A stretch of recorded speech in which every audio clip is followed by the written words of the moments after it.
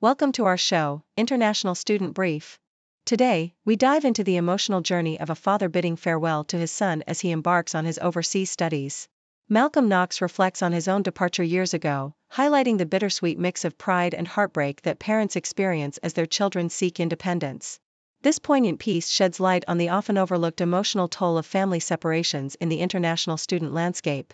Next up, we tackle the uncertainty surrounding President Biden's student debt relief plan, which is currently in limbo due to legal challenges. The Supreme Court has temporarily halted the new SAVE program, leaving millions of borrowers anxious about their financial futures. As the Education Department assures that payments will remain frozen until further notice, borrowers are encouraged to stay patient as this situation unfolds.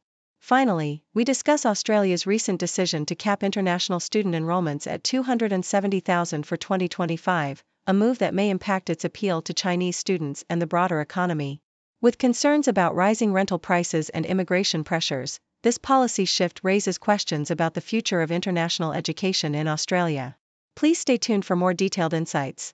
The Sydney Morning Herald reflects on the poignant experience of saying goodbye to a child as they embark on their journey into the world. The author recounts his own emotional farewell at the airport years ago, when his father urged him not to trust anyone, a phrase that has lingered in his mind. Now, as he watches his son leave for studies abroad, he grapples with the heart-wrenching realization that this separation is a profound rite of passage. The article emphasizes the duality of pride and heartbreak that parents feel when their children pursue opportunities away from home, and it sheds light on the broader implications of international student movements, suggesting that behind the statistics lie countless familial stories of love and loss. The New York Times reports on the current uncertainty surrounding President Biden's student debt repayment plan, known as the SAVE program. With the Supreme Court maintaining a temporary freeze on the initiative, millions of borrowers are left in limbo, unsure of their financial futures. The SAVE program was designed to ease repayment burdens by linking payments to income, but legal challenges from Republican-led states have complicated its implementation. As borrowers await resolution, the article highlights the emotional and financial strain this uncertainty places on them, leaving many in a precarious position as they attempt to budget and plan for their financial obligations. The South China Morning Post examines the impact of Australia's recent decision to cap foreign student numbers, a move that could diminish the country's status as a preferred destination for Chinese students. Analysts warn that this policy, which limits new enrollments to 270,000 by 2025, could significantly affect Australia's $48 billion international education sector. The article notes that Chinese students make up a substantial portion of this demographic, and the cap may drive them to seek educational opportunities in countries like the UK and Singapore instead. As families navigate these changes, the article underscores the broader economic implications, including the potential decline in spending that international students contribute to the Australian economy.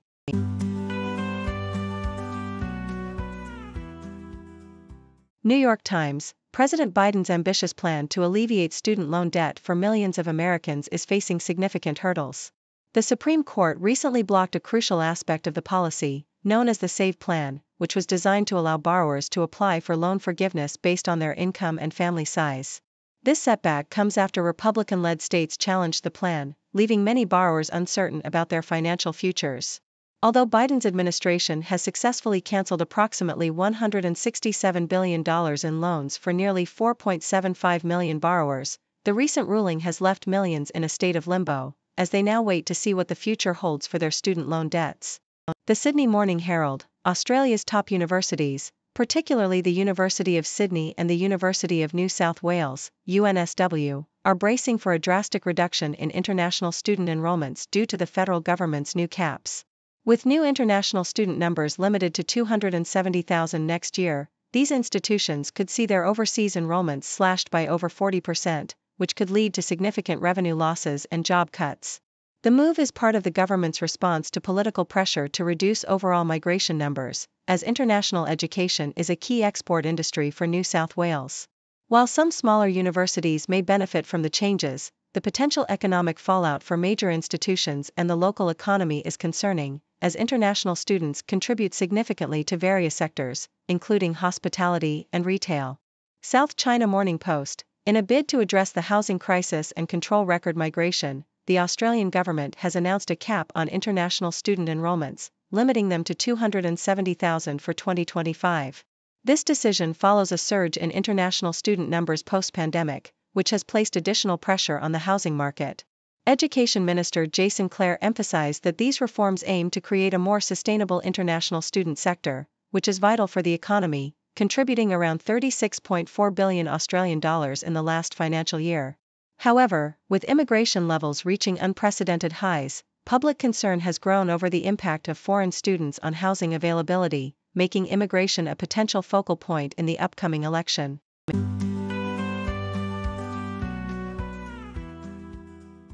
The Sydney Morning Herald reports that the Australian federal government has announced a cap on new international student enrolments, limiting the total to 270,000 for the upcoming year.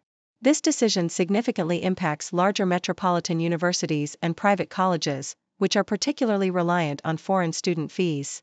Education Minister Jason Clare explained that while the overall number of international students will remain similar to 2023, the distribution will be more balanced across cities and regions.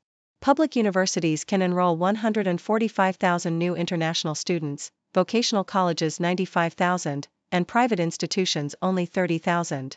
Clare emphasized that the caps aim to create a more sustainable and equitable system, despite warnings from university leaders about potential financial repercussions, including a projected $4.1 billion hit to the Australian economy and significant job losses. The Sydney Morning Herald also highlights Sydney University's heavy reliance on international student fees, which constitute about 50% of its enrollment this semester. Vice-Chancellor Mark Scott defended the university's financial strategy at a Senate hearing, addressing accusations of swimming in rivers of gold from foreign fees.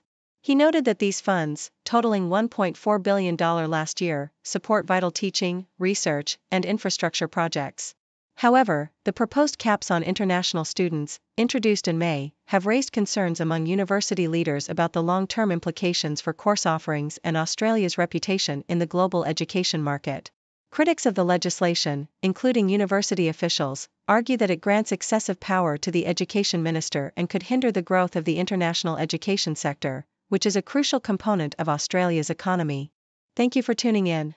The content above showcases the latest briefing reports and analytical synopses, thoughtfully curated by the 6Do team. These insights stem from a wide array of reputable media outlets, think tanks, government sources, and specialized experts worldwide. We encourage you to explore these sources for a comprehensive perspective. Keep in mind that while the content may not always align with the official standpoint of 6Do Brief, it's not meant to be taken as absolute directives for decision-making. Comprising seasoned media professionals, learned scholars, and accomplished scientists, the 6Do team embodies a trailblazing, fully independent media entity. To customize 6Do Brief to meet your professional needs, you have the option to subscribe to a diverse array of briefings on our website, 6dobrief.com. Regardless of your location, you can conveniently receive 6Do Brief via email.